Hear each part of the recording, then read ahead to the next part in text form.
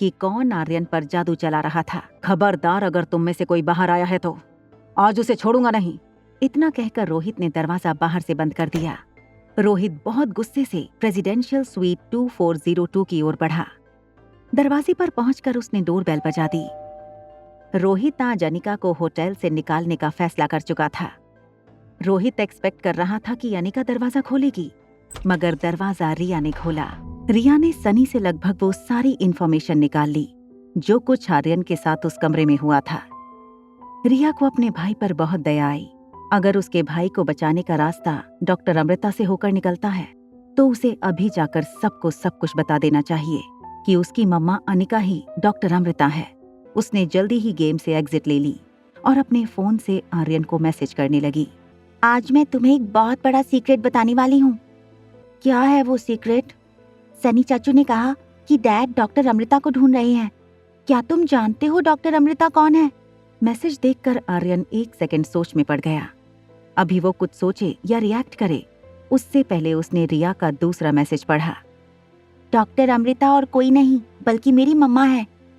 मम्मा कह रही थी डैड एक बहुत पावरफुल आदमी है और उन्हें इस बात का डर था कि अगर वो उनकी दादी माँ का इलाज करेंगी तो वो लोग कहीं ना कहीं फैमिली डिस्प्यूट में मम्मा को भी घसीट लेंगे, जो उनके और मेरे लिए ठीक नहीं होगा।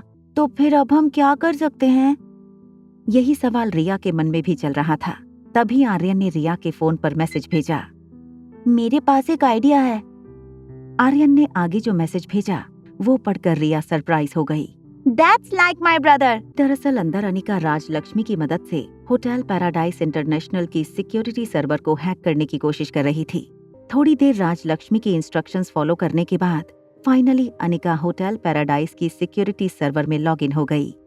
कुछ देर ढूंढने के बाद उसे होटल की सारी सीसीटीवी फुटेज मिल गई। उसने पिछले 7 घंटे की सीसीटीवी फुटेज सेलेक्ट कर ली। अनिका डिलीट बटन दबाने ही वाली थी कि अचानक उसे लगा कि वो कुछ बहुत गलत कर रही है, लेकिन फिर उसने अपना मन बना लिया कि ऐसा करना उसके लिए कितना जरूरी था। सिक्योरिटी सर्वर में जाकर वो फुटेज मिटा ही रही थी कि उसकी मेल बॉक्स में एक नया ईमेल मैसेज आया। पहले वाले ईमेल की तरह, तुम अगर अपने बेटे से मिलना चाहती हो तो तुम्हें मेरा एक काम करना होगा। मारवा परिवार की दादी काफी दिनों से हॉस्पिटल में है।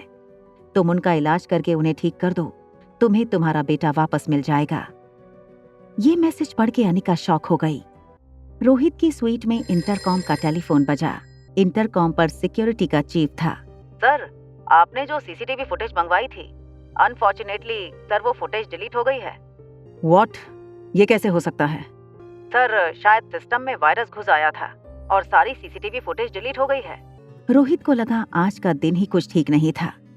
उसे तभी याद आया कि जब से धीरज आर्यन को डरा कर गया है तब से उसने आर्यन के साथ बात तक नहीं की।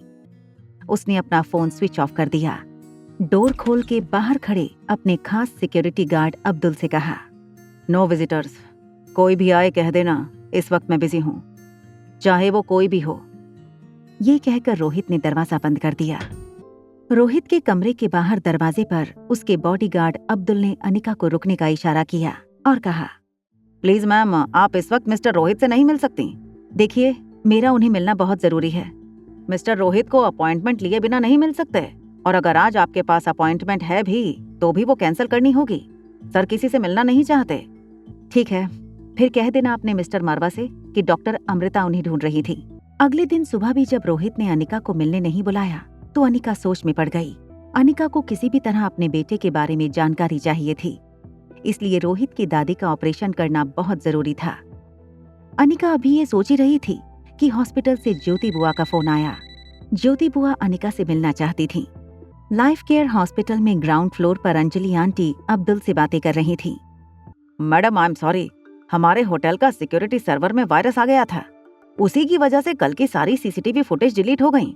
आई एम रियली सॉरी, हम उस लड़की का पता नहीं लगा पाए जिसने किशन सर की जान बचाई थी। ये बात सुनकर अंजलि आंटी बहुत मायूस हो गईं।